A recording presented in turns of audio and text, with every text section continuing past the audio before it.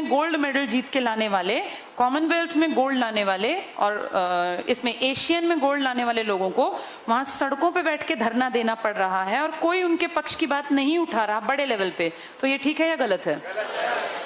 गलत हुआ नहीं हुआ हमें नहीं पता, लेकिन अगर किसी ने क्वेश्चन मार्क उठा दिया और एक बड़े पद पे बैठे आदमी का, तो क्या इसकी जांच की जानी चाहिए? ढंग से की जानी चाहिए ना।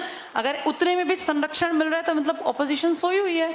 इस बात को बड़ी बात बना के पेश करना चाहिए और इस पर डिस्कशन होना चाहिए। और ये हालत तो उनकी है जिनके साथ 2021 में पीएम खुद लाइव चाय नाश्ते पर थे। वो कोई झूठ बात नहीं है, टीवी पे सबने लाइव देखा था। पीएम टेबल टू टेबल जैसे खड़े हुए थे हमारे ये खिलाड़ी, हर टेबल पे जाके पर्सनल बातचीत कर रहे थे उनसे। जो पीएम के साथ चाय पी चुके हैं वो अपने हक की बात रख रहे हैं और सड़क पे बैठना पड़ रहा है। तो आप इमेजिन करो, भगवान ना करे तुम्हें मुझे कोई बात पुलिस के सामने रखनी पड़े तो क्या पुलिस सुन लेगी हमारी? जब उनकी नहीं सुन रही तो हम क्या हैं? नॉर्मल आदमी कहाँ जाएगा? और सबसे ज्यादा दिक्कतें जो होती हैं वो नॉर्मल आदमी को ही होती हैं। तो तुम देखो पुलिस प्रशासन अपना काम क्यों करेगा? अगर ऐसा है तो फिर देश चल किस दिशा में रहा है? इसमें सारी गलती जनता तो बेचारी क्या करती है, 5 साल में हक देती है फिर चुप बैठ जाती है, 5 साल फिर एक्सप्लॉइट होती है, फिर किसी को हक देती है राज करने का, फिर बैठ जाती है। जनता के पक्ष की बात उठाने का काम सरकार नहीं करेगी। जनता के पक्ष की बात कौन उठा सकता है? ऑपोजिशन। तो ऑपोजिशन दमदार होना चाहिए। बेहद दुख और शर्म की बात है भारत के लिए, 2014 से भारत में सिंगल ऑपोजिशन नहीं है। अभी आप गूगल करोगे ना ओपोनेंट लीडर कौन है ऑपोजिशन का, तो वहां लिखा आता है वैकेंट। और वैकेंट कब से है? 2014 से। आपके देश में कोई भी ऑपोजिशन का लीडर ही नहीं है। तो सोचो किसी कांग्रेस के आदमी को कैबिनेट का रैंक नहीं मिला। वैसे रूल पता है क्या होता है? कैबिनेट होता है सबसे इंपॉर्टेंट लोग जो पीएम के नीचे काम करते हैं। सबसे ऊपर होता है प्रधानमंत्री, प्राइम मिनिस्टर, इसके बाद होते हैं कैबिनेट मंत्री। कैबिनेट का मतलब इंपॉर्टेंट लोगों का ग्रुप। इसके नीचे फिर बाकी सब आते हैं, ढेर मंत्री।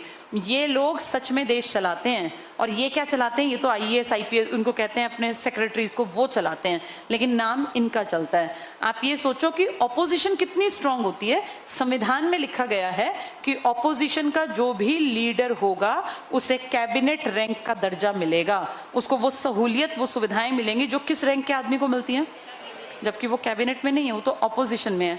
आपके देश में कब से ऑपोजिशन का लीडर नहीं है? तो आपकी बात कहाँ रखी गई? जैसे देश में जितनी गड़बड़ियां हुई इन पे खुल के डिस्कशन होना चाहिए था। अभी मन की बात पे देखो कितनी सारी बातें, मैंने आपको शायद बताया, मुझे भी किसी ने अंदर से ही जो इससे जुड़े हुए थे बताया था कि ये जो मन की बात आता है ना प्रोग्राम, इसको मेंटेन करने के लिए करोड़ों रुपए खर्च हो रहे हैं।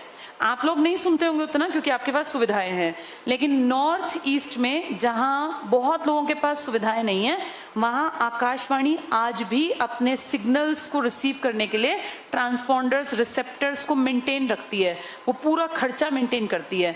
यानी एक मन की बात को सुनाने के लिए बहुत सारा खर्चा सरकार करती है। सरकार किसके पैसे का खर्च करती है? हमारा पैसा। हमारा पैसा कैसा पैसा है? टैक्स का। तो अगर वो गलत कर रहे हैं और उनकी मन की बात से कोई फर्क नहीं पड़ रहा तो ये मन की बात बंद कर देनी चाहिए। अगर नहीं पड़ रहा और पड़ रहा है तो बहुत अच्छी बात है। इन चीजों पे भी तो नजर रखने का टाइम है ना कि क्या ठीक है क्या गलत।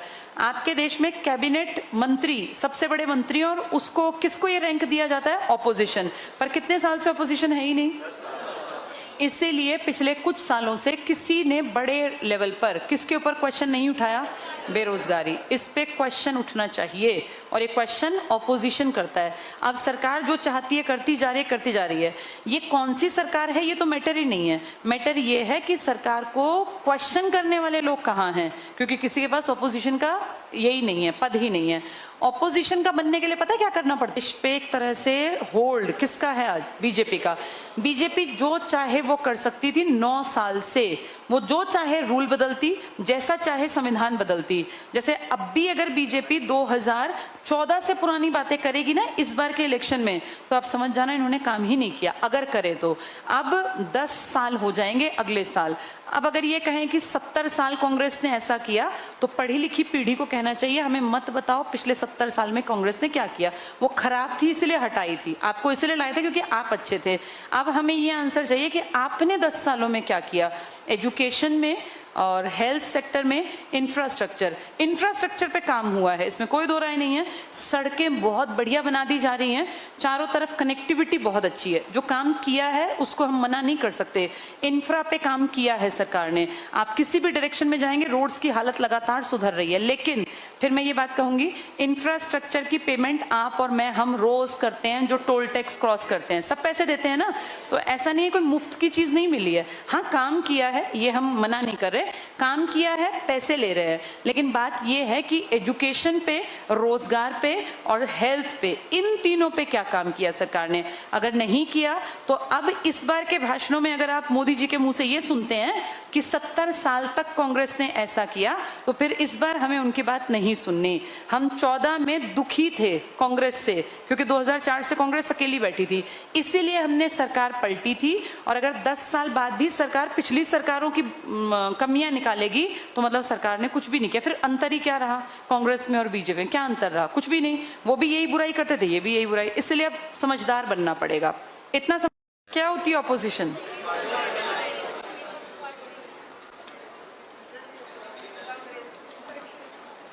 ऑपोजिशन का मतलब होता है, अब सुनो और समझो, तुम्हें अब तक क्लियर नहीं है ऑपोजिशन क्या होती है। ऑपोजिट का ना उल्टा। सरकार जब काम करती है, सरकार के काम में 100% कमी भी मिलेगी, क्योंकि कोई भी इंसान काम करेगा तो कमी रह जाएगी। अब सरकार के उस काम में कमी निकालने का काम किसका होता है? इसको देखना होता है सरकार ने ये रूल बनाया, इस रूल का फायदा, इसको नुकसान क्या होगा, ये हमेशा देखती है। सरकार के काम में कोई कमी तो नहीं रह गई है, नेगेटिव मतलब वैसे सेंस में नहीं, कमी, ये कमी ढूंढती है। और अगर इसे लगता है सरकार के इस काम में ये कमी है, तो ये उस कमी को तुरंत से सामने लेकर आती है डिस्कशन के लिए, ताकि सरकार जो नीति बनाए वो अच्छी नीति हो।